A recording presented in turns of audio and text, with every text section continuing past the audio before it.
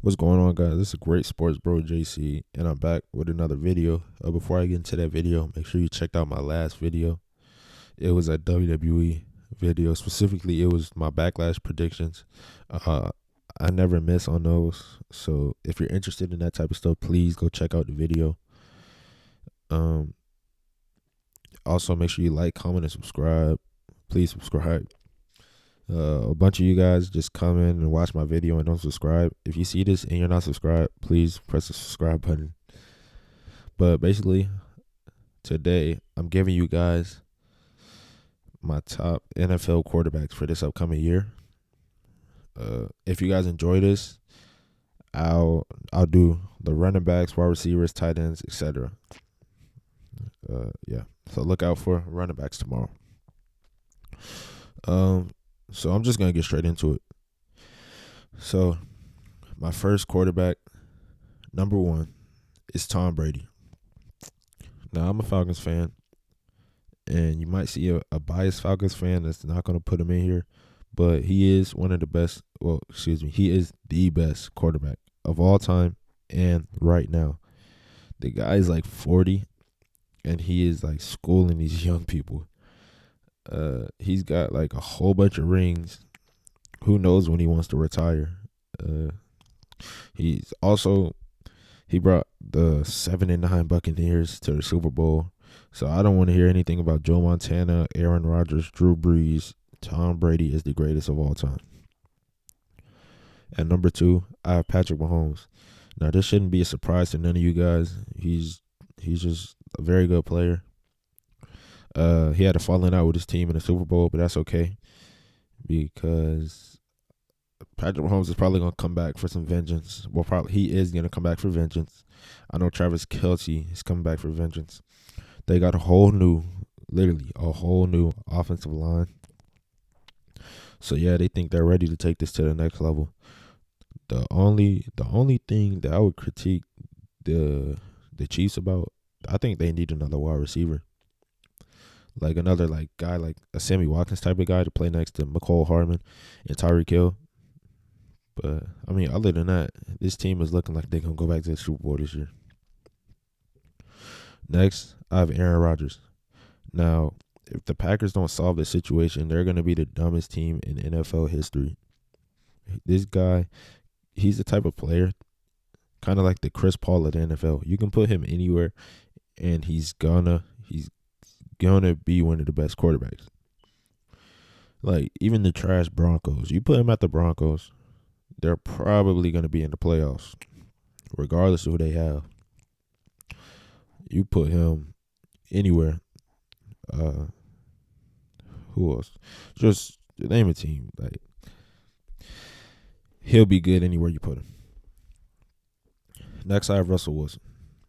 Now, kind of similar to Aaron Rodgers, Russell Wilson had some kind of feud with the Seahawks about the GM not including him in their draft picks or their scouting or something like that, because he wanted more alignment. He felt like his alignment were like garbage, pretty much. That's what he said. And yeah, that's pretty much what he said. He tried to make it sound nice. Next, I got Josh Allen. You talk about a guy that made a huge step from last year to this year. This guy played awesome. Almost ended up in the Super Bowl. I believe they were one game away. So this is another team that I really think has a big chance of going to the Super Bowl. I know you all seen that Stephon Diggs video where he was watching the Chiefs celebrate, and that just shows you these guys, they wanted that bad, and they really almost beat the Chiefs. They just made like a couple bad mistakes that led to them losing. All right. The next, I have Desean Watson. Whether you like the guy, whether you don't think he's a good player, whether this situation about the girls is true or whatever, you can't deny he's one of the best quarterbacks in the NFL. I just find it very ironic that he requested trade and now. Like they could have did this way. Girls talking about years ago. They could have did this years ago. But as soon as he requests a trade, all this stuff starts boiling up. But there was not one. There was not one during his first few years in the NFL. Anyways, the guy is one of the best. He can do everything. He's provided for a trash Houston Texans team. I really hope he can leave that sorry team and hopefully go to a contending team or a team that just needs a quarterback to contend. Because he's a winner, and you put him on a team like on the team that's missing a quarterback and has it, they don't even have to have like a Calvin Ridley type of guy. They can just uh, have like the Raiders maybe, like something like that. Something like that would be pretty cool. All right, next I have Lamar Jackson. Now, in my opinion, between Lamar Jackson and Matt Ryan, they are two of the most overhated players in the NFL. Lamar literally does his thing every season, and y'all still have bad stuff to say about him. But in reality, none of y'all would get on the field and try to tackle him or try to intercept the ball. Lamar is like the closest thing to Michael Vick ever. He's cool. In my opinion, he can throw the ball better than Michael Vick. He's on the Ravens team that doesn't have a solid wide receiver. So while you guys are like laughing at him for this and that, he's never had a solid wide receiver one. Marquis Brown is not a wide receiver number one. He's like wide receiver 2 or 3, most likely 3. He's just a fast guy. He cannot go up and make the contested catch. I thought that would be what they were going to use Des Bryant for, but they got him and didn't even use him unless they wanted to bring him and kind of get used to the playbook, and maybe this year is when they put him at wide receiver 1. Like somebody like Des Bryant, he doesn't have to be like in the Cowboy days. He just has to be solid because they got Rashad Bateman. Rashad Bateman is probably my favorite wide receiver that came out of this draft. If not him, is Jalen Waddle. So if Lamar can get some wide receivers other than just being fast, if they can make the heavily contested catches, and yeah, if they can just get like that fire in them, Lamar's gonna go to the Super Bowl in the snap of a finger. Y'all don't understand how close he is to going to the Super Bowl. Y'all are gonna see. Hopefully it's this year. Next, I have Kyler Murray. Now, this is going to be his second year with DeAndre Hopkins, so they're only going to get more comfortable with each other. And this is Kyler Murray's third season up and coming. So the guy is only going to get better. He's very young. He just got AJ Green. He's got a solid wide receiver in Christian Kirk also. They let Kenyon Drake go, but that's okay because I feel like James Conner can contribute more to the team if he can stay healthy. Next, I have Justin Herbert. No, I'm not going to say I knew Justin Herbert was going to be this good coming out the draft, but I knew that he was going to be a solid starter. Yeah, he put up better numbers than a lot of veteran starting quarterbacks. He definitely can take his game to the next level.